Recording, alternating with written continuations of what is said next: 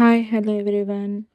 ఈరోజు టాపిక్ వచ్చేసి gold scheme అండి. నేను మలబార్ గోల్డ్ అండ్ డైమండ్స్లో 11 మంత్స్ స్కీమ్ స్టార్ట్ చేశాను. వెళ్ళిన రోజు గోల్డ్ ప్రైస్ వచ్చేసి 9,285 రూపీస్ అండి. దానికి వచ్చేసి 0.969 మిల్లీగ్రామ్స్ అనమాట నేను కొన్నది.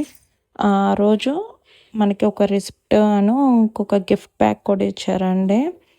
స్మాల్ బుక్ ఇస్తారనమాట. ఆ బుక్ 11 మంత్స్ స్కీమ్ కంప్లీట్ అయిన తర్వాత ఖచ్చితంగా తీసుకొని రావాలని చెప్పారు. బుక్ అయితే పోగొట్టొద్దని చెప్పారు.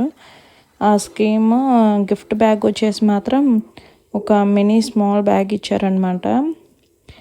క్యారీ బ్యాగ్, బట్టలు ఒక 2-3 జతలు కూడా పడతాయి. 11 మంత్స్ స్కీమ్కి ముందే నేను షోరూంలో ఇయర్ రింగ్స్ చూశానండి. ఇయర్ రింగ్స్ చూశాను 2-3 గ్రామ్స్లో తీసుకుందాం అన్నట్టుగానే ఉన్నాను.